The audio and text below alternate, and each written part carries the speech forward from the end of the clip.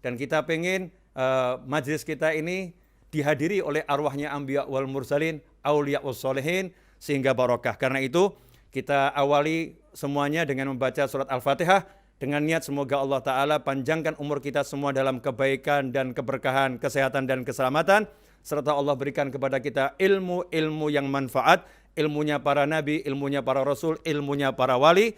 Begitu juga untuk kedua orang tua kita, anak keturunan kita, pasangan hidup kita, sahabat kita, teman kita, dan semua orang yang berbuat baik kepada kita. Dan semoga kajian ini menjadi salah satu sebab turunnya rahmat untuk umat Nabi Muhammad SAW di akhir zaman ini, dan menjauhkan bangsa kita dari segala hal yang tidak menyenangkan dunia maupun akhirat, dan mendatangkan keselamatan, keberkahan, dan juga kebaikan untuk siapapun. Ala hadziniyah wa ala manahibun ali wa ila hadratin Nabi sallallahu alaihi wasallam. Al-Fatihah. A'udzubillahi minasyaitonir rajim. Bismillahirrahmanirrahim. Alhamdulillah rabbil alamin. Arrahmanir rahim. Maliki yaumiddin. Iyyaka na'budu wa iyyaka nasta'in. Ihdinas siratal mustaqim.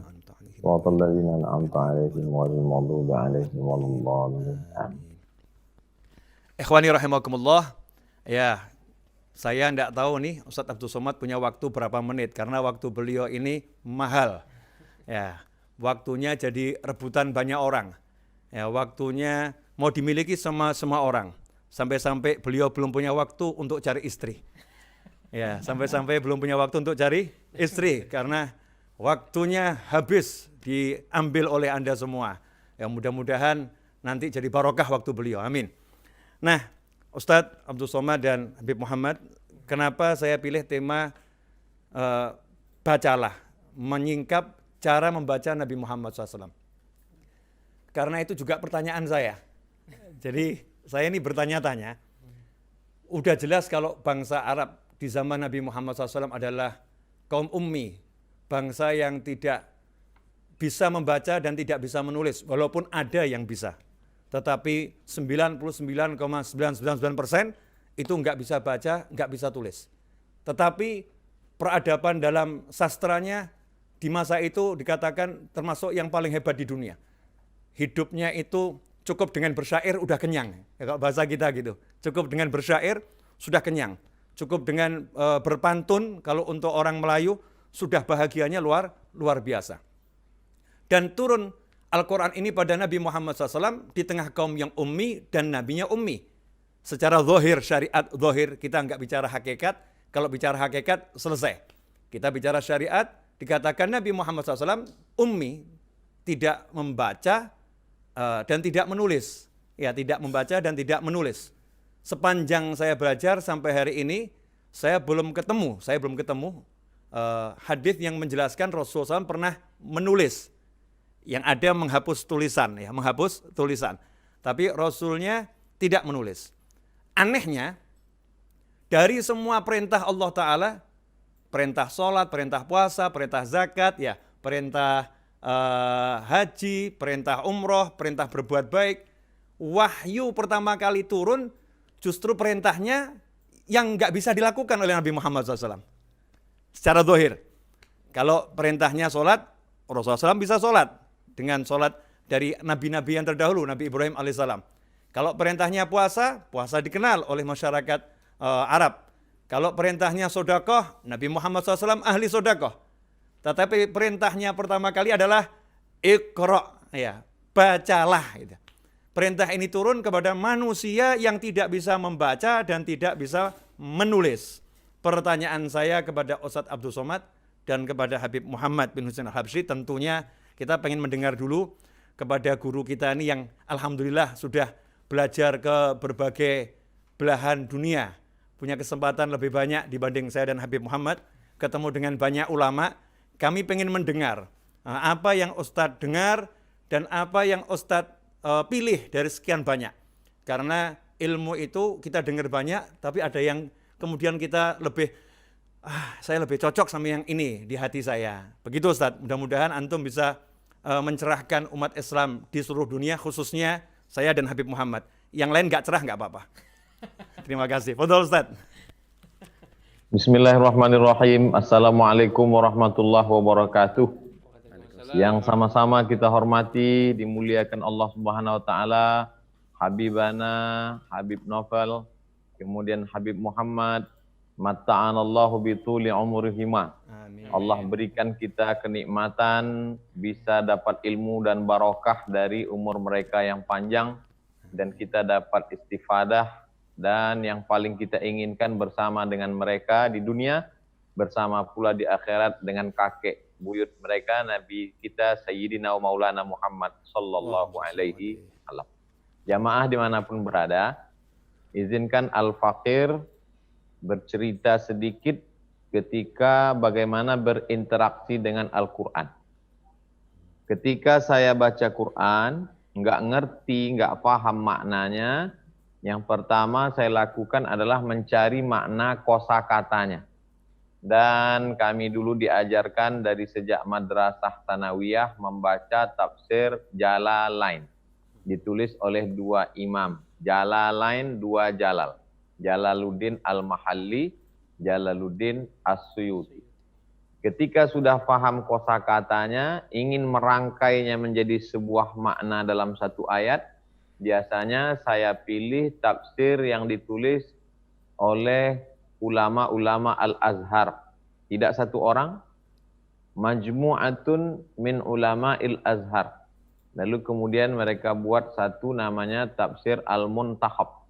Karena hanya paham satu kata tapi nggak ngerti rangkaiannya, maka makna simple sederhana tafsir Al-Muntahab. Lalu kemudian ketika ingin lebih mendalam bagaimana kalangan salaf memaknai ayat itu, berdasarkan riwayat dari Nabi, dari sahabat, dari tabi'in, maka saya buka tafsir yang ditulis oleh Imam Abu Ja'far Ibnu Jarir At-Tabari. Tapi kadang sanadnya terlalu panjang. An fulan, lalu kemudian diringkas menjadi pendek oleh Imam Abul Fida Ismail Ibnu Katsir, yang beliau bermazhab Syafi'i. Lalu kemudian kalau ingin tafsir birra'i dengan akal, logika, tapi masih pada koridor Quran dan Sunnah, saya suka baca tafsir logikanya Imam Fakhruddin Ar-Razi, meninggal 606. Namanya tafsir Mafatih Al-Ghaib atau tafsir Al-Kabir. Kalau yang modern-modern, yang sistematis, saya selalu sukanya tafsir Al-Munir yang ditulis oleh Syekh Dr. Wahbah Az-Zuhaili dari Damaskus, Suriah. Tapi kemudian ada lintasan-lintasan hati yang dikemukakan oleh Syekhul Mufassirin, induknya para ahli tafsir, yaitu Syekh Muhammad Mutawalli Asy'arawi. Jadi yang saya sampaikan ini adalah rangkuman dari yang terbaca. Saya nggak ngaku baca semua, yang terbaca, yang terlihat. Tentulah yang tidak saya baca, tidak saya lihat, lebih banyak lagi dilihat oleh tuan-tuan guru, para habib kita. Nah, jamaah yang dimuliakan Allah, sahabat-sahabat sekalian, begitulah lebih kurang cara kita berinteraksi dengan Al-Quran, karena jangan sampai kita baca Quran, baca sendiri, baca terjemahnya, lalu nyasar sendiri, na'udzubillah. Nah, terkait tentang masalah Iqra, mungkinkah Nabi diperintahkan membaca, padahal Nabi tidak bisa baca? Maka di situ sebetulnya makna Iqra di situ adalah makna tadabbur, merenungkan makna. Karena ketika ada anak kecil umur 4 tahun yang belum pandai baca, anak kecil umur 4 tahun belum pandai baca, baru masih Iqra a bata batata batasa, tapi dia sudah hafal Fatihah. Maka ketika saya akan suruh dia baca, anak kecil, oh Ananda, Endo, pasti kalimat yang kita pakai adalah Iqra. Coba baca, padahal dia nggak bisa baca. Maka pada saat itu makna membaca yang pertama adalah melafalkan apa yang ada di pikiran, melafalkan apa yang ada di hatinya, mengulangi hafalan yang ada di dalam. Itu makna yang pertama. Makanya Allah katakan, la tuharrik bihi lisanaka lita'jala bih. Jangan engkau gerakkan lidahmu ya Muhammad sallallahu alaihi wasallam untuk bersegera ingin mengulangi hafalanmu. Inna alaina jam'ahu wa qur'anah. Karena kami yang mengumpulkan Al-Quran itu dan kami yang membacakannya. Allah membacakan kepada Jibril, Jibril membacakan kepada Nabi Muhammad SAW, Nabi Muhammad membacakan kepada sahabat. Ini makna yang pertama. Adapun orang yang membaca tulisan, maka orang Arab menyebutnya tidak qiraah, tapi mutola'ah. Makanya selalu sedang apa? Sedang mutola'ah, melihat tulisan yang dibaca. Dan orang Arab itu membaca tulisan, memang mereka itu budayanya adalah menghafal, hafalan yang luar biasa. Jadi ketika itu, pada zaman itu mereka, kalau hadis ditulis belakangan, karena memang panduan pertama mereka kekuatan pada hafalan. Sampai hari ini pun, orang Arab dibedakan dengan orang yang non-Arab. Ketika di Al-Azhar Mesir, orang Arab itu hafalannya 4 tahun, 7 juz setengah, 7 juz setengah, 7 juz setengah, 7 juz setengah. Sementara orang Indonesia 2 juz, 2 juz, 2 juz. Karena hafalan yang begitu kuat. Jadi ketika kita katakan Iqra, itu tidak serta-merta membaca yang tertulis, tapi mengulangi apa yang ada di dalam pikiran. Makna yang kedua, Iqra di situ adalah tadabbar. Iqra bismi rabbikal ladzi khalaq, tadabbar ya Muhammad sallallahu alaihi wasallam, renungkanlah, pikirkanlah, istimbatlah apa yang diciptakan Allah. Makanya Iqra-nya 2 kali. Yang pertama, Iqra alladzi khalaq, alam semesta, dan membaca alam semesta tidak membaca huruf yang tertulis. Itulah yang disebut dengan ayat-ayat kauniyah. Yang kedua adalah Iqra allama bil qalam. Bacalah wahyu yang diturunkan Allah. Jadi kalau begitu maknanya ada 2, membaca yang tersirat dan membaca yang tersurat. Mungkin itu penjelasan simpelnya Habib. Wallahu a'lam bishawab. Jazakumullah khairan Ustaz. Masya Allah. Ini penjelasan simpel, yang enggak simpel dan agak curang Ustaz Abdul Somad. Ya agak curang karena yang kita cari belum dikeluarkan, Bib. Nah, yang kita cari belum dikeluarkan. Nah, tapi sebelum Ustaz Abdul Somad ngomong lagi, biar Habib Muhammad nyampaikan yang sudah beliau mutolaah, Ustaz. Nah, beliau udah mutolaah, ya biar dicek lagi hasil mutolaahnya, kita dengar seperti apa. Insyaallah nastafid. Insyaallah. Bismillahirrahmanirrahim. Alhamdulillahirabbil alamin. Allahumma salli wa sallim ala Sayyidina Muhammadin wa ala alihi wa sahbihi ajma'in. Amma ba'du. Yang saya hormati, saya muliakan guru kita semuanya Al-Habib Novel bin Muhammad Al-Idrus, guru kita semuanya Al-Ustadz Abdus Somad, mata'anallah bituli hayatihi insyaallah. Wa syarafallahu qadrahuma fid dunya wal akhirah. Amin ya rabbal alamin. Saya waktu dapat tema ini dari Habib Novel, saya pinjam bahasanya Ustadz Abdul Somad. Ngeri-ngeri sedap ini temanya ini. Karena harus bekerja keras untuk mutolaah lagi ini. Harus untuk mutolaah lagi. Saya bacakan apa yang telah saya dapat dari beberapa kitab tafsir. Dan ini niatnya saya jujur kayak pildacil aja, Beb. Jadi kalau benar ya berarti ilmunya dari antum-antum semuanya. Kalau salah ya silahkan dikoreksi. Tentang masalah daripada Iqra, tadi sudah dijelaskan sangat luar biasa oleh guru kita Ustadz Abdul Somad. Bahwasanya memang Iqra itu punya berbagai macam makna. Dan di antara di sini yang disebutkan yang saya baca dari kitab Tafsir Adwaul Bayan, itu karyanya Asy-Shinqiti. Ini termasuk kitab tafsir yang agak unik karena banyak menafsirkan Quran dengan Quran. Nah, katanya ulama ngasih khususiyah, katanya begitu. Nah, dalam kitab tafsir ini kenapa kok Nabi Muhammad SAW itu diperintah untuk Iqra, sedangkan beliau itu dikenal ummi. Ummi itu kan untuk kategori Nabi tidak diketahui pernah membaca tulisan dan tidak diketahui pernah menulis. Nah, beliau mengatakan di sini sebenarnya nggak ada ta'arud, tidak ada perbedaan, nggak ada pertentangan sebenarnya. Bahwasanya yang dimaksud dengan Iqra itu maknanya lebih luas. Karena perintahnya itu kan iqra, bukan utlu. Kalau perintahnya itu utlu tilawah, maka itu sifatnya lebih khusus. Tapi kalau qiraah itu punya makna yang lebih umum. Nah, dalam keterangan kamus-kamus yang lainnya, qiraah itu belum tentu tilawah. Tapi kalau tilawah itu adalah pasti qiraah. Jadi ketika itu Nabi Muhammad SAW diperintahkan untuk iqra, untuk membaca, itu punya makna yaitu membaca apa yang akan disampaikan oleh malaikat Jibril. Atau juga ada yang mengartikan juga iqra itu bermakna uzkur isma rabbika, sebutlah nama Tuhanmu. Itu juga ada di dalam kitab tafsir yang lainnya. Intinya dengan kata iqra itu tadi, Imam Az-Zamakhsyari dalam kitab tafsir Al-Kasyaf memberikan satu makna yang luar biasa, bahwasanya, dan juga Imam As-Sabuni juga senada dengan beliau, bahwasanya ketika awal daripada ayat suci Al-Quran, ayat yang pertama turun, itu adalah dengan kata-kata iqra, maka itu menunjukkan bahwasanya agama ini pondasinya adalah ilmiah.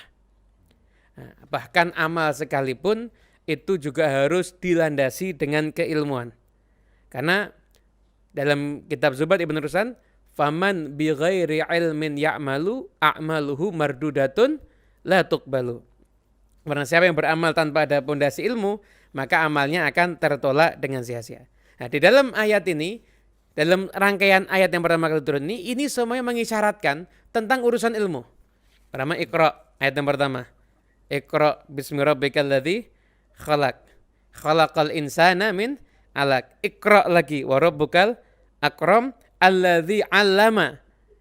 'Allama juga urusan taklim, bil qalam alat untuk cari ilmu, 'allamal insana ma lam ya'lam. Jadi dalam rangkaian 5 ayat ini ada 5 kata yang urusannya adalah agar kita semuanya itu benar-benar cari ilmu. Yang menunjukkan bahwasanya 5 ayat yang pertama kali turun ini menggambarkan bahwasanya pondasi daripada agama Islam adalah keilmuan. Nah, itu tentang makna daripada iqra itu sendiri. Jadi iqra itu enggak mesti membaca sesuatu yang tertulis atau sesuatu yang sudah tersimpan. Mungkin juga bermakna iqra itu adalah membaca yang sifatnya lebih umum. Bahkan kayak kita membaca itu kan nggak harus tulisan, membaca pikiran, membaca isyarat kan juga bisa. Kemudian setelah itu yang poin yang berikutnya adalah yang saya dapat, ini sebenarnya agak melenceng dikit tapi nggak melenceng juga sih. Tapi karena ini menarik, ini uraiannya Imam Al-Mawardi dalam tafsir An-Nukat wal Uyun. Nah, beliau menyebutkan, jadi Nabi Muhammad SAW itu ummi, itu bukan satu kekurangan, justru satu pujian. Bayangkan seorang yang tidak diketahui pernah membaca ataupun pernah menulis, akan tetapi beliau itu bisa punya ilmu yang sampai sekarang ilmunya itu digali nggak selesai-selesai. Kalau kita lihat nih daripada kebudayaan, daripada orang-orang Arab saat ini, kita akan saksikan bahkan orang-orang barat sekalipun masih banyak yang menggali ilmu dari Nabi Muhammad SAW. Nah, ada 3 alasan bahwasanya kenapa Allah Subhanahu wa taala mengutus nabi yang ummi. Alasan yang pertama adalah karena dulu bisyarah kepada nabi terdahulu, an-nabil ummi, nabi akhir zaman itu adalah nabi yang ummi. Terlepas dari makna ummi kan ada makna macam-macam ya, ada makna umul qura atau makna lain-lainnya dah. Kita enggak ke situ, tapi dulu bisyarahnya nabi yang terdahulu itu adalah akan datang nabi akhir zaman, nabi yang ummi. Yang kedua, limusyakalati halihi li ahwalihim. Agar nabi itu serupa dengan yang didakwahi. Kan didakwahi itu orang yang ummi, enggak pernah baca, enggak pernah nulis, tapi kecerdasannya luar biasa. Maka Nabi pun juga sama. Beliau orang yang lebih cerdas, bahkan dari semua orang Arab, bahkan dari semua makhluk sampai kapanpun juga. Tapi beliau juga punya sifat yang sama, yaitu ummi. Tidak pernah membaca dan tidak pernah menulis. Dan yang ketiga adalah agar menafikan tuduhan-tuduhan orang yang mengatakan Al-Quran ini adalah hasil karya ilmiah dari Nabi Muhammad. Atau mungkin orang, ini karena ini dulu Muhammad pernah baca kitab suci yang terdahulu, enggak. Jadi Nabi Muhammad SAW itu beliau tidak membaca dan tidak menulis. Artinya apa? Semua yang dari Nabi Muhammad SAW itu murni adalah wahyu. Sehingga Rasulullah SAW itu kalau ilmu seseorang itu bisa salah. Pemahaman itu bisa salah. Tapi Nabi Muhammad SAW tidak akan pernah bisa salah. Kenapa? Karena keilmuan Nabi Muhammad itu dikawal dengan wahyu ilahi. Karena itulah Nabi Muhammad SAW jadi Nabi yang akhirnya ajarannya terus berkembang, bahkan digali terus ilmunya, karena memang tidak pernah salah, karena dikawal oleh wahyu ilahi tersebut. Mungkin ini yang bisa saya sampaikan. Samihni anil khata' wa taksir. Insyaallah. Jazakumullah khairan. Ajib. Ustadz, saya mau nanya Ustadz. Tadi Ustadz kan baca ayat la ta'jal. Saya belum hafal Ustadz. Coba antum ulangi dikit Ustadz. La tuharrik bihi lisanaka li ta'jala bi. Nah, la tuharrik bihi lisanaka li ta'jala bi. Li ta'jala bi. Nah, saya pernah dengar dari almarhum Habib Anis, kakek beliau dari buku manuskrip para habaib terdahulu. Yang kita tahu di Hadramut itu ada perpustakaan yang luar biasa berisi karya ilmiah para ulama yang belum ditulis ulang, masih makhtutat Ustaz, masih manuskrip. Para habaib menafsirkan ayat ini menarik. Jadi tafsir kan banyak. Ada tafsir dari para habaib yang menarik. Para habaib ambil tafsir yang 30 juz itu sudah ada di dada Nabi Muhammad SAW. Jadi 30 juz udah ada di dada Nabi Muhammad SAW. Makanya kalau kita lihat ketika Allah mewahyukan kepada Nabi Musa alaihissalam, wa nakhdartuka fastami' lima yuha. Aku telah memilih engkau fastami' lima yuha. Maka hendaknya engkau dengarkan apa yang akan diwahyukan kepadamu. Artinya Nabi Musa AS butuh mendengar dulu, baru nanti bisa membaca kemudian. Tapi untuk Nabi Muhammad SAW iqra. Nggak ada proses aku akan wahyukan, kamu dengarkan, kemudian baca. Nggak ada yang seperti itu, tetapi yang ada iqra, langsung bacalah. Artinya 30 juz itu menurut pemahaman sebagian habaib sudah ada di dada hati Nabi Muhammad SAW. Nah, terus lantas fungsinya malaikat Jibril alaihissalam apa? Di ayat tadi itu. Nah, ayat tadi disebutkan, coba Ustaz diulang Ustaz, anak belum hafal Ustaz. Anak belum hafalin Quran. La tuharrik bihi lisanaka. Wahai Nabi Muhammad SAW, jangan kamu gerakkan dulu lisanmu untuk membaca apa yang sudah ada di dalam dadamu. Ya, nanti kamu tergesa-gesa mengeluarkan yang kamu ketahui sebelum waktunya. Dengarkan dulu nanti malaikat Jibril yang ngomong, keluarkan yang ini, baru engkau mengikuti. Artinya ayat itu menjelaskan fungsi malaikat Jibril alaihissalam adalah untuk mengatur kapan ayat ini boleh dikeluarkan, kapan ayat ini boleh dikeluarkan. Yang semua sudah ada di dada Nabi Muhammad SAW. Dan itu sesuai dengan fungsi malaikat Jibril, yaitu pembantu Nabi Muhammad SAW. Nah, yang saya pengen konfirmasi sama Ustadz, apakah pernah mendengar pemahaman yang seperti ini dari ulama-ulama yang pernah antum temui atau dari kitab-kitab yang antum baca? Karena saya sendiri akan sangat senang kalau ada kitab-kitab tafsir yang sudah menyebutkan sehingga kita bisa mempublikasikan pemahaman ini lebih luas lagi.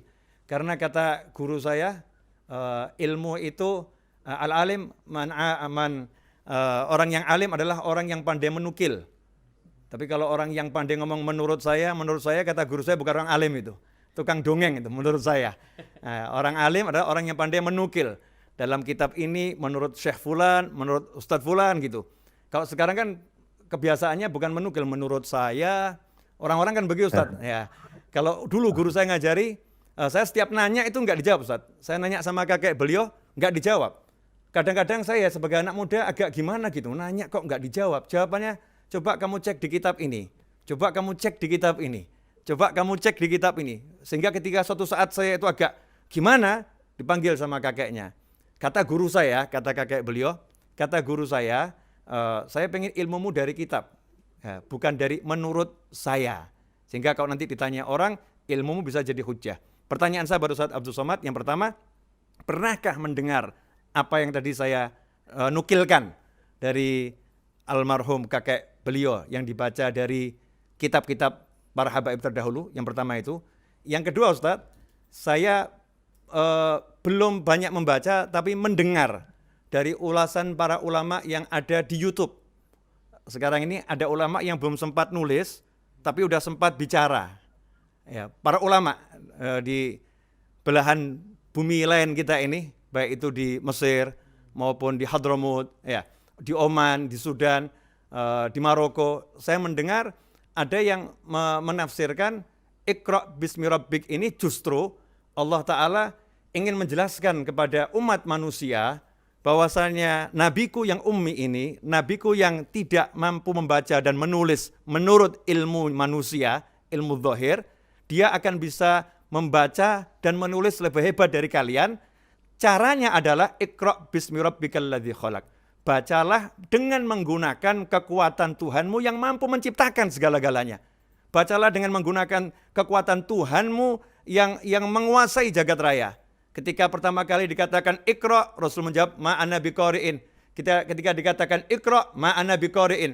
Bacalah, aku enggak bisa baca. Bacalah, aku enggak bisa baca. Bacalah, aku enggak bisa baca. Yang ketiga, turunlah ayat yang kemudian kita kenal 5 ayat pertama. Ya, surat Al-Alaq, bacalah dengan nama Tuhanmu yang telah menciptakan. Nah, saat itulah ulama menjelaskan, inilah Allah memberi Nabi SAW kemampuan untuk membaca, tapi dengan ilmunya Allah Ta'ala, bukan dengan ilmu kasbi, tapi ilmu wahbi. Bukan dengan belajar, tetapi dengan pemberian. Bukan murid, tapi murad. Bukan yang melamar, tapi yang dilamar. Nah, kelihatannya Ustaz Abdul Somad salah satunya itu. Bukan yang melamar, tapi yang dilamar.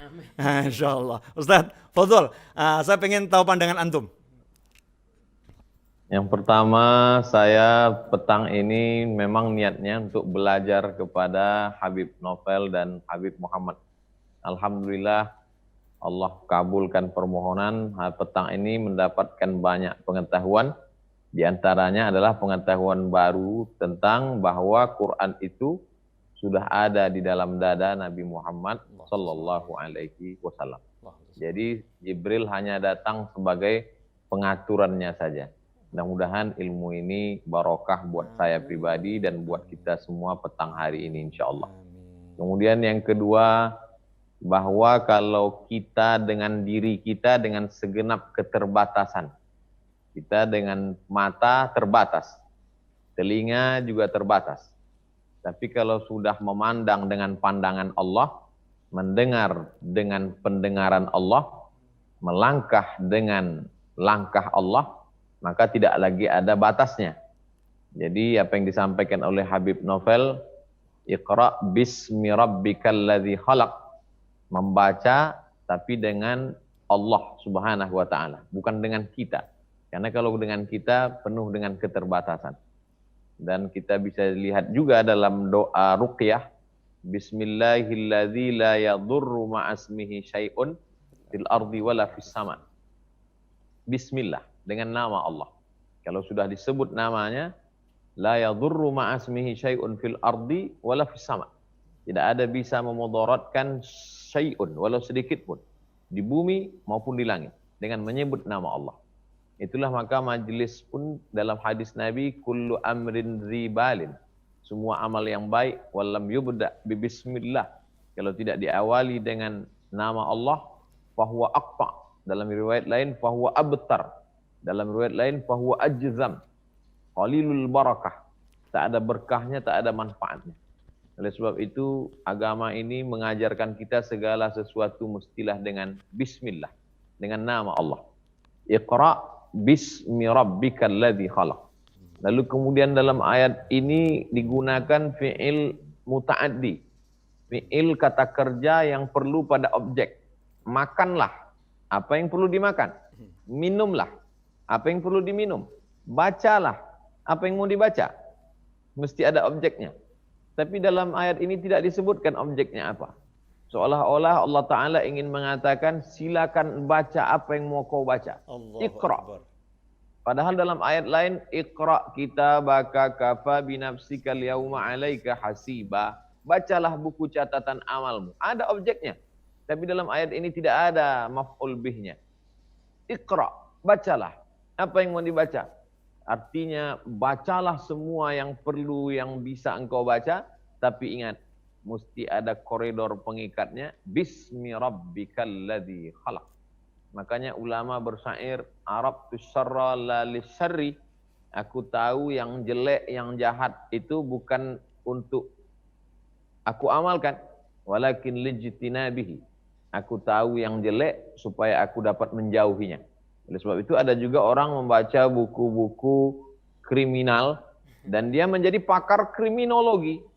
Pakar kriminologi Universitas Indonesia, kriminolog. Ngerti dia segala perbuatan. Jadi kalau ada orang kehilangan dompet, dia yang paling ngerti di mana hilangnya, bagaimana cara mencopetnya, tapi tidak untuk diamalkan. Maka umat Islam disuruh mengetahui segala ilmu, tapi tetap bingkainya Bismi rabbikal ladzi khalaq. Mungkin agaknya itu, Habib. Wallahu a'lam. Masya Allah, jazakumullah khairan Ustaz. Ajib. Nanti kalau antum ketemu Ustaz di kitab mana tadi yang saya sampaikan, tolong dikirimkan. Ya, dikirimkannya pakai ceramah aja antum di YouTube biar orang lain ikut dengar. Biar orang lain ikut dengar. Kemudian Ustaz, tadi Habib Muhammad kan bilang kalau di awal surat yang pertama kali turun 5 ayat itu tentang ilmu, ya, lebih tentang ilmu dan proses untuk mendapatkan ilmu dengan membaca, ya, dan suruh membaca dengan nama Allah agar dapat ilmunya itu langsung dari Allah Subhanahu wa taala. Allamal insana ma lam ya'lam. Nah, pertanyaan saya Ustaz, Nabi Adam itu kan pertama kali perintahnya juga untuk malaikat sujud karena punya ilmu. Dan Allah ajarkan kepada Adam semua ilmu. Nabi Musa alaihi salam juga disuruh pergi jauh-jauh meninggalkan Bani Israel. Bahkan di tengah beliau dakwah kepada kaumnya, pada umatnya, disuruh meninggalkan Bani Israel, Nabi Musa alaihi salam, untuk menemui seseorang yang di zamannya tidak jelas, statusnya enggak jelas di zamannya menurut masyarakat sekitarnya. Tetapi Allah mengatakan itu lebih alim dari engkau. Maka Nabi Musa pun jauh-jauh mau pergi berlalah cari ilmu. Pertanyaan yang sering mengusik hati saya. Kalau memang ilmu itu sedemikian hebat, terus nanti kenikmatan di kubur itu sama di surga itu yang paling enak yang mana Ustaz? Bidadari atau duduk mutola'ah Ustaz? Ini nanya sama dua-duanya ini. Biar Habib Muhammad dulu Ustaz ya. Nah, jadi antum bisa ambil nafas dulu. Habib Muhammad biar menjawab. Enaknya apa, bidadari atau sungai-sungai yang mengalir atau ilmu itu? Betul. Saya izin menyampaikan cerita aja Ustaz.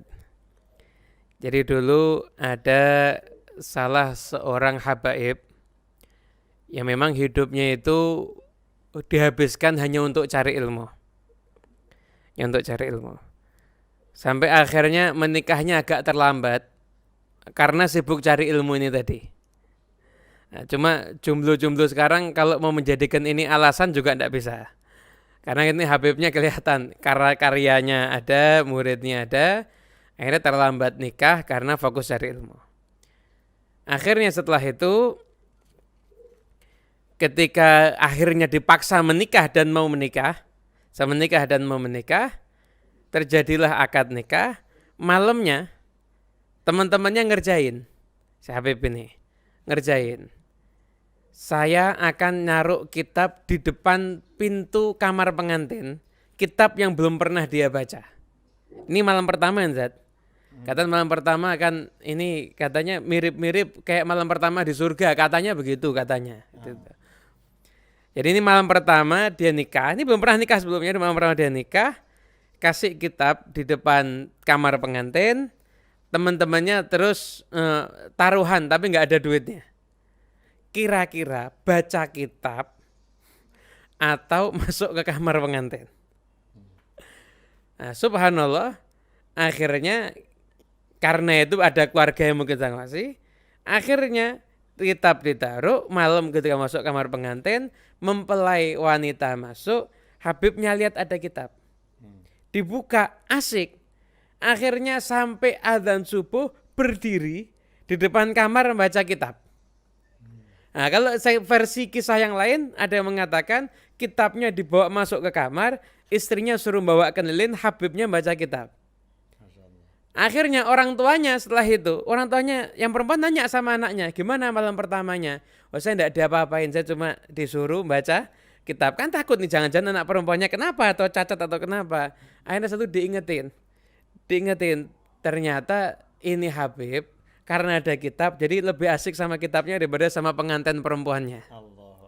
Akhirnya kemudian orang tuanya Habib ini keluarga bilang sudah, tidak boleh ada yang goda, semua kitab disingkirkan biar malam ini dia berbulan madu. Artinya kenikmatan ilmu, kenikmatan luar biasa. Imam Fakhrul Razi dalam saya tidak tahu di kitabnya yang Mafatihul Ghaib atau kitab yang ada yang tentang filsafat satunya lagi kan ada itu kalau nggak salah. Itu beliau pernah mengatakan kenikmatan itu ada 3 macam. Ada kenikmatan itu yang sifatnya kenikmatan makanan hissi. Ada yang kenikmatan itu sifatnya kenikmatan karena punya pengaruh jabatan. Tapi di antara kenikmatan itu yang paling nikmat adalah kenikmatan ilmu. Karena itu adalah kenikmatan maknawi. Karena nikmatnya makan itu sebanyak apapun orang makan ada efek samping. Jabatan ada efek samping. Nah, pohon semakin tinggi, angin juga akan bertiup semakin kencang. Tapi kalau ilmu itu satu kenikmatan yang luar biasa, yang tidak bisa terbayarkan dengan apapun juga. Karena nikmatnya ilmu itu luar biasa. Satu kisah lagi, Beb. Satu kisah lagi. 10 boleh, Habib. Satu kisah lagi. Mumpung ingat nih soalnya, mumpung ingat. Ada salah satu ulama wazir ini kalau nggak salah ini karena nggak tahu Ustaz, minta doa dari Ustaz biar ingatannya kuat. Saya lupa nama muhaditsnya. Bisa jadi Al-Auza'i atau Imam Sufyan. Ada seorang wazir punya pangkat yang tinggi, menyaksikan 2 ulama debat. Akhirnya 2 ulama ini berdebat tentang masalah hadis. Akhirnya ketika itu sampai pada salah satu dari yang lawannya ini mengatakan, saya punya satu hadis yang hadis ini tidak ada yang punya kecuali saya. Kata yang tadi, yang satunya bilang, coba saya pengen dengar hadis kamu apa? Ya saya dengar, saya mendengar dari fulan. Saya mendengar katakanlah dari Muhammad. Saya mendengar lagi dari fulan lagi. Bahwasanya Nabi Muhammad SAW bersabda begini. Ulama yang tadi ketika dengar ditantang tadi hadis yang belum pernah ada yang dengar, yang tadi ini ketawa. Kata ulama tadi, kamu tahu enggak? Kamu tadi dari siapa? Dari fulan. Saya itu dari siapa? Dari Muhammad. Tahu enggak Muhammad yang dimaksud itu siapa? Enggak tahu, itu saya. Jadi kalau kamu dengar langsung dari saya, nanti sanadmu lebih tinggi akhirnya. Nah, kata wazir tadi, wallahi, nikmatnya harta, nikmatnya kepemimpinan, nikmatnya jadi pejabat. Kalau saya bayangkan kepada ulama yang menang dalam diskusi itu, kenikmatannya masih lebih nikmat dia. Nah, karena ilmu itu punya nikmat lezat yang luar biasa. Masyaallah. Ajib, jazakumullah khairan. Salatul Somad. Sekarang giliran antum ini. Ya, anak takutnya nih nanya gini karena antum menikmati ilmu sampai lupa nikah gitu. Saya takut itu. Betul Ustaz. Ini karena ada pesanan dari WA yang kemasuk, tolong Habib sampaikan ke Ustaz Abdul Somad agar tidak lupa menikah gitu. Saya hanya menyampaikan keinginan masyarakat Ustaz. Fadhil. Baik Habib Novel. Sokrates, seorang filosof Yunani, hidup di tengah masyarakat paganisme, penyembah berhala. Tapi di tengah masyarakat yang rajanya nyembah berhala, menteri-menterinya nyembah berhala, ternyata ada sekelompok masyarakat yang disebut dengan filosofia. Filo cinta, sofia hikmah, ilmu pengetahuan. Mereka adalah para pemikir yang tidak mau ikut arus orang banyak. Maka akhirnya mereka berpikir bahwa dunia ini diciptakan oleh Tuhan. Dan Tuhan itu tidak diketahui namanya siapa, pekerjaannya apa. Pokoknya ada yang menciptakan alam semesta berdasarkan perenungan yang mendalam. Tapi untuk menangkap eksistensinya, sifatnya, namanya perlu berpikir 500 tahun, kata Sokrates. 500 tahun untuk duduk, merenung, berpikir, baru ketemu. Jadi orang-orang seperti Sokrates ini, dia sudah tidak lagi berpikir tentang bidadari, tentang jannatin tajri min tahtihal anhar, tentang wakawa'iba atsraba, waka'san dihaqa, la yasma'una fiha lagwa wala kidzaba. Tidak lagi pada level itu. Lalu kemudian kita, ini yang di luar Islam. Sekarang yang di dalam Islam. Imam Abu Hamid Al-Ghazali meninggal tahun 505 Hijrah. Jabatan dia rektor di Universitas Nizamiyah yang didirikan oleh Raja Nizamul Muluk. Kalau dia berjalan di kota Baghdad, maka ada 70.000 orang yang mengikut dia dari belakang. Kedudukan yang amat sangat tinggi. Tapi dia mengalami penasaran yang luar biasa. Yang dia ceritakan dalam Al-Munqidh minad Dhalal, penyelamat dari kesesatan. Dia sedang mencari-cari, kata dia, aku sudah begitu dalam filsafat. Saking dalamnya filsafat, maka dia menulis Tahafut al-Falasifah, kehancuran filsafat. Aku sudah amat sangat dalam ilmu kebatinan, Syiah Batiniyah. Saking dalamnya dalam Syiah kebatinan, dia tulis kitab Fadaih al-Batiniyah. Aku sudah amat sangat mendalam dalam bidang usul fikih. Dalam bidang fikih sudah semuanya. Tapi dia tetap penasaran tentang satu, yaitu tentang Allah Subhanahu wa Ta'ala. Akhirnya dia berkhalwah. Dia tinggalkan jabatan rektor, dia tinggalkan semua gemerlap dunia yang ada di Nizamiyah, Nizamul Muluk. Akhirnya dia pergi berkhalwah, beruzlah selama 11 tahun. Pergi ke Damaskus, pergi ke Baitul Maqdis Palestina. Dan kemudian yang dia bawa hanya rikwah. Rikwah yaitu timba kecil untuk menimba air. Lalu kemudian jarum. Karena mereka yang uzlah itu tetap membawa timba. Karena tidak boleh pakai timba orang lain, syubhat. Dan mereka tidak tetap kemana-mana membawa jarum. Karena takut pakaiannya sobek, terbuka aurat, sholatnya enggak sah. Orang selevel Al-Ghazali, dia tidak lagi berpikir tentang buah-buahan, tentang sungai yang mengalir. Maka puncak kenikmatan orang selevel Sokrates dan Ghazali adalah yang disebut Allah puncak nikmat surga. Wujuhu yawma idzin nadhirah ila rabbiha nadhirah. Pada saat itu wajah berkilau cahaya karena memandang Allah Subhanahu wa Ta'ala. Pengetahuan tentang Dia yang Maha mengetahui. A'riful ma'arif. Ma'rifahnya sema'rifah adalah Allah Subhanahu wa Ta'ala. Jadi kita hanya baru sampai pada level alim, itu pun belum juga sampai, tapi mereka sudah sampai pada level arif. Makanya para habaib, para ulama itu digelari al-arif billah. Mereka yang mengenal Allah Subhanahu wa Ta'ala. Dan itu ilmu pengetahuan. La ilaha illallah betul, tapi di awal la ilaha illallah fa'lam annahu la ilaha illallah. Ketahuilah. Tapi pengetahuan kita hanya sebatas pada indikasi. Apakah kamu tahu Habib Novel sudah sampai di Banda Aceh? Ya. Dari mana kamu tahu Habib Novel sudah sampai di Banda Aceh? Saya tahu karena ada stafnya. Saya tahu karena pesawatnya sudah sampai. Itu hanya baru sebatas alim. Tahu karena indikasi. Tapi orang yang arif, kamu tahu Habib Novel sudah sampai? Sudah. Dari mana kamu tahu? Saya sudah bersalaman dengannya, saya sudah ngobrol dengannya, dan saya sudah foto dengannya. Ini foto saya bersanding dengannya dengan baju kebesarannya. Jadi puncak kenikmatan surga adalah ketika ilmu pengetahuan, puncaknya mengetahui Allah yang disebutkan wujuhu yauma idzin nadhirah ila rabbiha nadhirah. Wallahu a'lam Habib. Masyaallah. Ustaz, boleh nambah sedikit Ustaz ya? Masih ada waktu Ustaz, antum. Jazakumullah. Ya. Apa namanya? Di nasihatnya Habib Ali Habsyi yang makhtutat itu tertulis ada lil arifin, untuk orang-orang arif billah, mereka punya surga tersendiri. Jadi punya surga yang kenikmatannya mahul hur wal kusur, bukan bidadari, ya bukan istana, bukan sungai-sungai. Itu kayak bidadari, istana itu seperti menu dasar ya, menu utama. Ya, menu utama yang yang mesti setiap orang masuk surga dapat itu.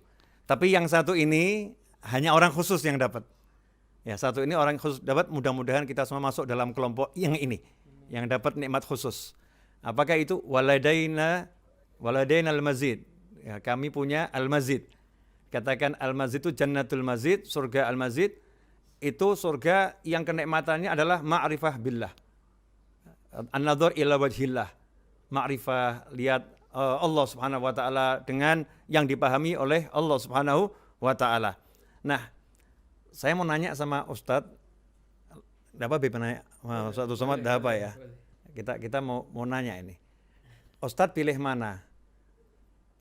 Dikasih kitab baru yang belum pernah dibaca atau istri yang siap dinikahi?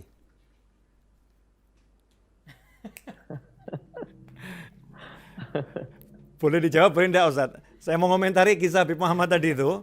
Jadi Beb Muhammad tadi itu kisahnya yang saya dapat yang versi kedua. Jadi kitab ditaruh di depan pintu. Kemudian Beb kitabnya dibawa masuk ke kamar. Itu yang lebih menarik versi ketiga Beb. Jadi versi kedua tapi dalam sudut pandang ketiga. Jadi bukan Habibnya nyuruh ngambilkan lentera. Bukan istrinya enggak ridho, enggak senang. Justru istri juga nanya, itu kitab apa? Jadi istri ikut penasaran juga, akhirnya istrinya megangkan lenteranya, ya suaminya yang baca. Jadi keduanya itu menikmati sampai subuh. Jadi dua-duanya orang-orang yang luar biasa. Nah, Ustadz kalau dapat istri yang model begitu, kira-kira istrinya yang diambil atau kitabnya Ustadz? Boleh dijawab, boleh enggak? Ini yang paling susah pertanyaannya Habib. Iya. Boleh dijawab, boleh enggak? Ijazah dari Habib Muhammad dulu. Oh, Masya Allah. Butuh ijazah dulu. Ikhwani rahimakumullah. Maaf saya nanya sama Ustadz Abdul Somad seperti ini, maksudnya biar cair suasana, biar seger. Biar orang juga paham Ustadz. Kalau kita cari ilmu itu menyenangkan gitu loh. Ya, obrolannya orang-orang cari ilmu itu asyik menyenangkan. Kalau orang cari duit aja katanya asyik cari duit. Cari ilmu itu jauh lebih nikmat menyenangkan. Kita kembali ke topik Ustadz. Topiknya ini kan bagaimana cara membaca Nabi Muhammad SAW. Tadi yang saya dapat, udah saya sampaikan, saya tambahin dikit Ustadz dari kitab ini. Insya Allah Antum juga tahu, ini kitabnya Syekh Muhammad Mutawalli Sya'rawi, yang tadi Ustadz Abdul Somad juga mengatakan dari semua tafsir yang sudah dipelajari, beliau juga sangat cenderung kepada pemahaman-pemahaman dari Syekh Mutawalli Sya'rawi. Kata guru saya, beliau termasuk mujaddid fi tafsir. Jadi mujaddid dalam ilmu tafsir di akhir zaman ini ya, di abad ini. Dikatakan di sini, idzan fal haqqu yaqululah innaka sataqra'u ala ghairi tariqatin nas li'anna tariqatan nas fil qira'ah takunu bil asbab al mutaqaddamah ala al qira'ah wa anta sataqra'u la bil asbab walakin bi iradati musabbibil asbab alladhi la yahtad fi ijadil asya' ila sabab. Coba Antum yang menjelaskan Ustaz, Ana udah baca, giliran Antum yang menjelaskan. Jadi adil Ustaz. Masya Allah. Ketika kita membaca itu karena diri kita, maka sesuai dengan kehendak kemauan kita. Tapi ketika kita membaca itu adalah Bismi Rabbik, maka dialah musabbibul asbab. Dia penyebab segala sesuatu ini terjadi. Berdasarkan kehendak dia, kudrat dia, iradat dia, kemauan dia, maka tak ada yang terhalang dari dia. Lalu kita sebagai umat Muhammad SAW, apakah mungkin mencapai itu? Apakah kita sampai ke level itu? Maka dalam hadis Sahih Muslim dikatakan, La yazalu abdi yataqarrabu ilayya bin nawafil. Kalau hambaku itu banyak beribadah sunnah, tentu ikut sunnah Rasulullah Muhammad SAW. Hatta uhibbah, sampai aku cinta kepada hambaku itu. Fa idza ahbabtuhu, kalau aku cinta kepadanya, fa akunu ainahu yubsiru bihi, aku akan menjadi matanya, dia akan memandang dengan mataku. Aku akan menjadi telinganya, dia akan mendengar dengan pandangan. Aku akan menjadi tangannya, dia akan yabtishu biha, dia akan memegang, menggenggam dengan tangan. Aku akan menjadi kakinya, yamshi biha, dia akan berjalan dengan. Maka kalau sudah dengan itu, maka tak ada lagi batasan-batasan, karena yang punya batasan adalah makhluk, sedangkan Khalik tiada batasannya. Allah. Maka segala sebab ini kita terhalang Karena kita memandang dengan pandangan kita. Oleh sebab itu 2 kali dalam ayat itu Allahnya dikedepankan baru objeknya. Yang pertama, Iqra, Allahnya dulu. Bismi rabbika. Iqra, silakan engkau baca, tapi jangan lupa dengan Allah. Bismi rabbika. Apa yang mau dibaca? Alladzi khalaq, yang diciptakan Allah. Sanurihim ayatina fil afaq. Kami akan tunjukkan tanda-tanda kebesaran kami di alam semesta. Bacalah alam semesta, tapi tetap dengan Bismi rabbikal ladzi khalaq. Iqra yang kedua. Iqra, tetap Allahnya dulu. Iqra wa rabbukal akram. Iqra, tetap Allah dulu. Wa rabbukal akram. Apa yang mau dibaca? Alladzi 'allama bil qalam. Bacalah yang sudah diajarkan Allah, yaitu wahyu yang tertulis. Maka 2 kali Iqra di situ, 2 juga yang diperintahkan Allah, tapi bersatu dalam satu, yaitu bersama, sama-sama membaca dengan Allah. Dalam Iqra yang pertama, Bismi Rabbik. Dalam Iqra yang kedua, Wa Rabbukal Akram. Dalam Iqra yang pertama yang dibaca adalah Alladzi Khalaq. Dalam Iqra yang kedua yang dibaca adalah Allama bil Qalam, yaitu yang tertulis, yang tersurat. Wallahu a'lam Habib. Ajib, jazakumullah khair Ustaz. Kalau boleh menyimpulkan dari obrolan kita Ustaz, dari obrolan kita, berarti al-qiraah beda dengan tilawah ya. Qiraah beda dengan tilawah. Kita bisa ngomong bahasa Indonesia memiliki keterbatasan untuk menerjemahkan Al-Quran, maka dibutuhkan penjelasan ya. Bedanya qiraah sama tilawah, sama mutolaah ya, mutolaah. Artinya kalau qiraah, iqra, bacalah, tidak harus membaca dalam arti melihat tulisan kemudian dieja, tetapi bisa membaca dengan akal, dengan pikiran ya. Membaca dengan hati, makna membaca secara yang jauh lebih luas. Kemudian iqra di situ merupakan bukti bahwasannya perintah pertama kali kepada seluruh umat manusia yang akan menjadikan mereka semua mulia dari semua ciptaan Allah Ta'ala adalah ilmu. Ya, mereka mencari ilmu dan itu diawali dengan membaca. Cuman membaca ini akan terbatas kalau kita menggunakan batasan. Kalau kita membacanya menggunakan makhluk, menggunakan alat, maka kita akan terbatas. Kita hanya akan mampu mengambil ilmu dari yang tertulis atau mungkin yang terlihat. Tetapi kalau membacanya dengan menggunakan Allah Ta'ala, maka Allah yang akan berikan pendengaranmu, diberi kekuatan sehingga engkau bisa mendengar bukan dengan telingamu, engkau bisa melihat bukan dengan matamu, engkau bisa memegang bukan dengan tanganmu, tetapi Allah yang melakukannya dengan kekuatan Allah Subhanahu wa Ta'ala. Sehingga untuk orang yang mampu iqra, membaca dengan menggunakan kekuatan Allah, syarat nomor 1 adalah ma'ana biqari'in. Ma'ana biqari'in. Kalau engkau mau membaca dengan Allah, engkau membaca dengan kekuatan Allah, engkau mau membaca dengan pertolongan Allah, harus nafyu, engkau harus meniadakan dirimu, engkau harus membuang pengetahuanmu, engkau harus membuang akalmu, engkau jangan menuhankan apapun dan siapapun, tetapi tuhankan Allah, minta tolong kepada Allah, maka Allah yang akan membacakan kepadamu, Allah yang akan menyebutkannya kepadamu, Allah yang akan menginformasikannya kepadamu. Allamal insana ma lam ya'lam. Allah akan mengajarkan al-insan, manusia seluruhnya, al-insan Nabi Muhammad SAW, ma lam ya'lam, sesuatu apapun itu yang belum diketahui. Sehingga ketika engkau membuka cara membacamu dengan Allah Subhanahu wa Ta'ala, membaca dengan minta tolong sama Allah, membaca dengan tawajuh pada Allah Ta'ala, Allah akan memberikan kepadamu, membacakan kepadamu ilmu-ilmu miliknya Allah Subhanahu wa Ta'ala. Karena itulah mungkin Ustadz yang ada dalam dunia pesantren atau dalam dunianya para ulama, walaupun tidak ada pesantren, beliau mungkin tinggal di Suro, mungkin di Langgar, selalu mengedepankan dalam proses mencari ilmu adalah adab, yaitu dengan adab yang tinggi, dengan berwudu, dengan hati yang bersih, ya, tawajuh minta sama Allah Subhanahu wa Ta'ala, sehingga membacanya bukan lagi dengan kemampuannya, kecerdasannya, akalnya, tapi betul-betul minta tolong pada Allah Subhanahu wa Ta'ala. Sehingga mereka punya ilmu-ilmu yang terasa segar, manis, enak, ya karena ilmu itu tori, masih baru, fresh, muncul dari dari ladun Allah, dari sisi Allah Subhanahu wa taala. Kira-kira betul gitu nggak Ustaz kesimpulannya itu dari apa yang kita bahas pada sore hari ini? Habib Muhammad. Masya Allah. Ah.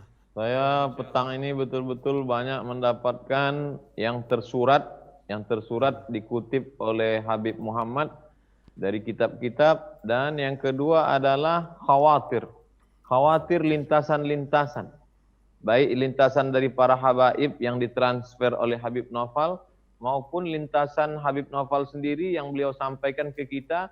Ketika kita mampu berkata ma'ana biqari, barulah Allah mau mengajarkan kita. Selama kita masih berkata menurut saya, berdasarkan pengetahuan saya, IQ saya, maka jangan pernah kita mendapatkan apapun dari Allah, karena Allah tidak mau memberikan itu kepada orang yang angkuh dan sombong. La yadkhulul jannah man kana fi qalbihi mithqala habbatin min khardalin min kibrit. Jazakumullah Habib. Barakallah fiik. Ustaz, antum kok ngerti bener ya? Kok ngerti bener tadi, khawatir. Jadi Ustaz memang itu setelah 3 kali jawabannya ma'ana biqari'in, baru dikasih gitu. Baru dikasih. Kalau dalam tafsir itu ada satu tambahan Ustaz untuk menutup kajian kita pada sore hari ini yang sebetulnya kita nggak pengen tutup. Tapi saya nggak tahu maghrib di sana berapa menit lagi. Kalau di Solo sekitar 10 menit lagi akan masuk waktu maghrib. Nah, kalau nanti nggak saya akhiri, mungkin ada orang-orang yang kurang suka kalau kita ngaji di waktu maghrib. Nah, seakan-akan kita seperti orang yang nggak perhatian sama sholat. Ya, seperti nggak perhatian sama sholat. Ma'ana biqari'in, Habib Muhammad, saya baca, kalau ini saya baca dari beberapa riwayat para ulama ya, mungkin tidak disebut di tafsir dalam kajian gitu. Akhlak Nabi Muhammad SAW ketika bertemu malaikat Jibril alaihissalam. Jadi Rasulullah SAW itu dalam Sahih Bukhari dikatakan tidak langsung dapat wahyu, tetapi Nabi Muhammad SAW dapat mimpi. Nah, 6 bulan sebelum Rasulullah SAW itu ketemu malaikat Jibril, usia 39 tahun setengah, Nabi SAW dapat mimpi tiap hari mithla falaki subhiyah, yang mimpi itu sangat nyata. Jadi kalau malamnya mimpi, paginya itu kejadian nyata persis seperti yang dilihat di mimpi. Sehingga Rasul bisa ngomong, bentar lagi akan ada kejadian begini, bentar lagi ada kejadian seperti ini, bentar lagi ada kejadian seperti ini. Jadi Allah akan tunjukkan dulu bahwasannya mimpimu adalah benar. Di antara mimpi itu adalah akan bertemu malaikat Jibril alaihissalam di Gua Hira. Akan bertemu malaikat Jibril alaihissalam di Gua Hira. Maka Nabi SAW pun yakin mimpinya itu enggak salah. Beliau akhirnya yatakhalla fil Hira. Beliau pergi ke Gua Hira untuk kholwat membuktikan mimpinya. Nah, ketika mimpinya terbukti, ketemu malaikat Jibril alaihissalam yang tidak memperkenalkan diri, tidak ngomong saya malaikat, saya ini diutus Allah. Enggak, tiba-tiba merangkul, memeluk, dan pelukannya itu pelukan yang cukup kencang, keras ya, yang bahkan yang ketiga sangat keras. Nabi tidak mengatakan, siapa kamu ini? Kenapa kamu peluk-peluk aku? Kemudian nanya-nanya, kamu bisa baca enggak? Baca. Siapain kamu? Perintah aku. Rasul enggak seperti itu, tapi jawabannya ma'ana biqari'in. Tawadhu' lillah, betul-betul merendahkan dirinya di hadapan Allah Ta'ala, menzerokan dirinya di hadapan Allah Subhanahu wa Ta'ala. Maka saat itulah setelah 3 kali sampai yang sangat keras ya, sangat keras, Nabi tetap ma'ana biqari'in, tidak menunjukkan siapa diri beliau dan mengatakan aku enggak bisa apa-apa, aku bukan siapa-siapa. Maka oleh Allah Subhanahu wa Ta'ala diberi wahyunya ya, diberi Iqra bismi rabbik, bacalah dengan nama Tuhanmu, maka engkau akan mengetahui jagat raya semuanya. Nah, ini ternyata proses untuk dapat wahyu ini pun Rasulullah SAW mengajarkan akhlak, ya, mengajarkan akhlak. Tawajjuh ilallah bil akhlak wa bil ibadah, dengan ibadah yang luar biasa, akhlak yang luar biasa, maka sama Allah Ta'ala diberi yang luar biasa. Itu Ustaz yang bisa saya tambahkan. Jazakumullah khairan. Jazakumullah. Ana mau minta waktu lagi kapan-kapan Ustaz. Kalau antum ada waktu kabari, nanti kita langsung buat lagi. Insyaallah Habib. Ya, jazakumullah khairan. Senang bener. Lain waktu kita pengen ada tambahan beberapa ustadz lagi, ya, beberapa ustadz lagi. Amin.